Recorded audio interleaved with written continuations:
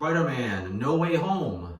This is the spoiler review. I have a review on my blog. That's soundingbettermyhead.com. No spoilers in there. Actually, I had to keep it super vague. And I don't think I even included much that was even in the trailers in that review. And my speech seems a little bit more off than usual. I had some dental work done a couple weeks ago, and I have like a pink dressing kind of gauze thing, so it's giving me like a slight speech impediment. And I'm giving this movie a 4 out of 5. I think I went a little high, to be honest. I know other people that have seen it would probably give it a 5 out of 5, but I'm trying not to hold against the movie the fact that the trailer pretty much gave away the whole plot. And between that and a few leaks online, a lot of the biggest surprises are already like exposed. And I, avoided most of the spoilers. So some of the stuff that sort of knocked my socks off, I was like, oh yeah, okay, I guess that is true. I think going in, if I didn't know a lot of the stuff about the movie, I think it would have nailed everything it was trying to do. And I think the movie itself earned the 4 stars, but having prior knowledge of some of the stuff made me want to like knock the grade down a little bit, which is not fair to the movie.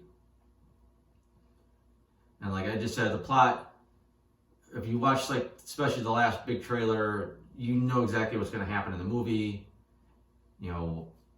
Mysterio framed Spider-Man at the end of the last film and revealed to the world that he was Peter Parker. So you got him dealing with that. Everything sucks for him and his friends. He goes to Doctor Strange for a spell that might help things, get cleared up.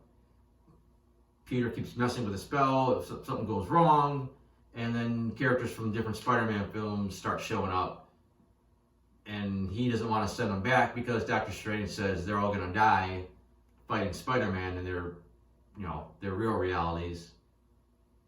And then the things are a little vague at that point in the trailer. Like somehow it gets from Spidey and Strange fighting to Spidey still fighting, all the bad guys. And going in, I knew that going in, and that's basically what the movie delivered. And obviously it fills in the gaps, and there's a lot more detail to it.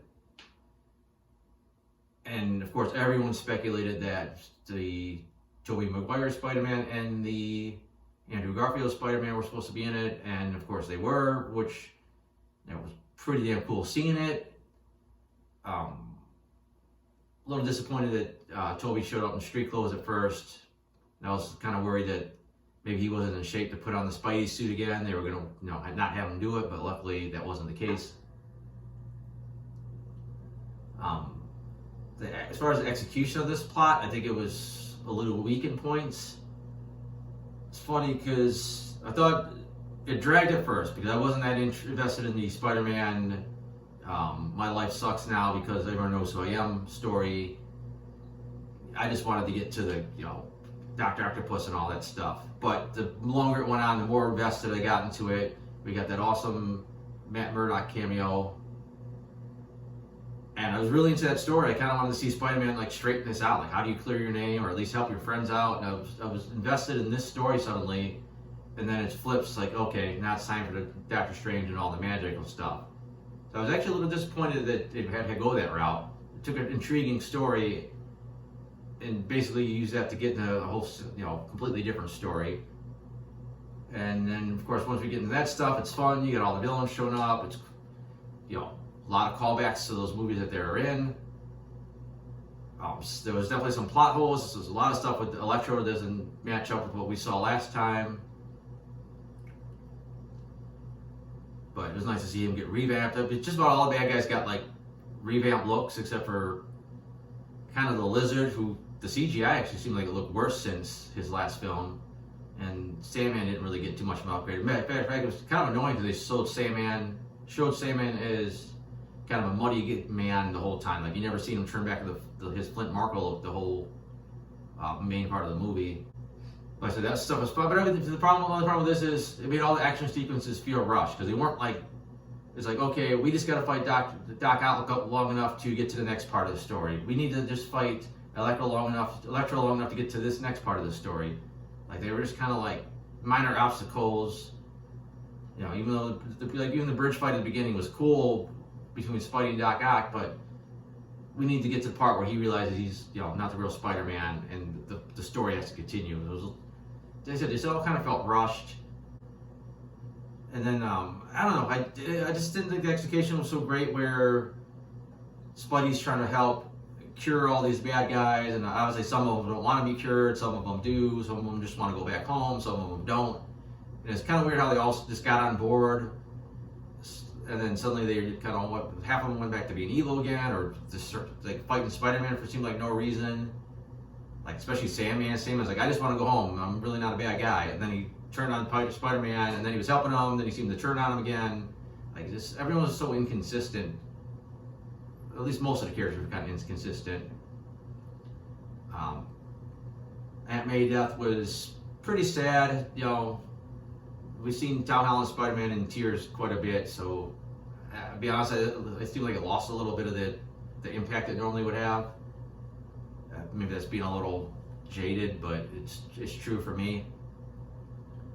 Like I said, it was cool seeing the different Spider-Man. Didn't get quite as much like out of the interaction between the three of them that I would like, but we definitely got a lot of stuff, a lot of mentions to, you know, what happened in their films.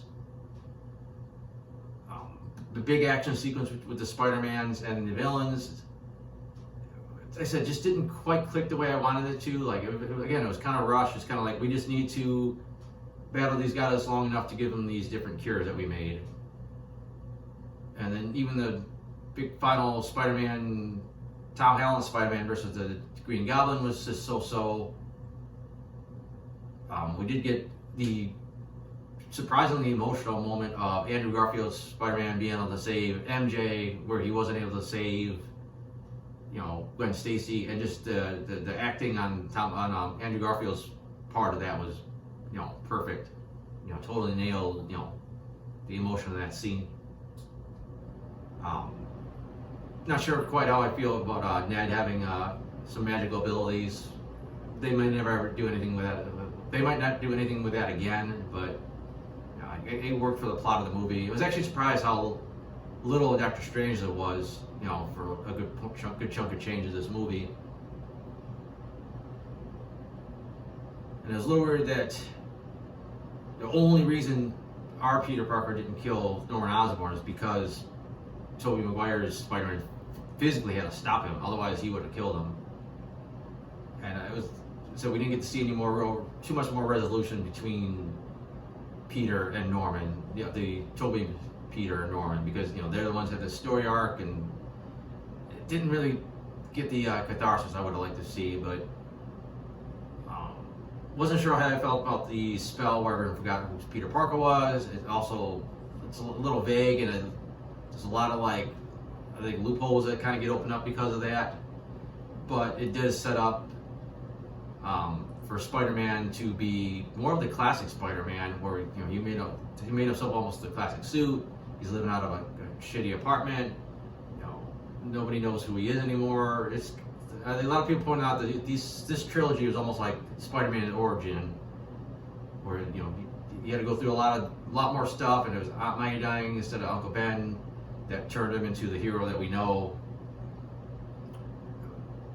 You know, not the Spider-Man that's, you know, got Stark Tech and he's got the Avengers backing up. No, like a Spider-Man that's kind of doing things on his own. Like, we kind of got him to that point. They are saying they're working on more Spider-Man films. We'll see where they go forward with that. Or they may just, you know, do it like they did for this movie and just kind of use that as a means to get to some whole different storyline and kind of more or less ignore, you know, what they just set up.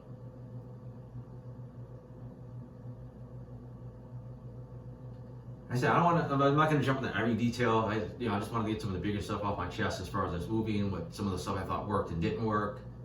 As far as the post-credit scenes, it was actually disappointing because it was such a big deal. Spoiler for Venom: Let There Be Carnage here, but it was such a big deal there that the post-credit scene, Venom got sent to the MCU.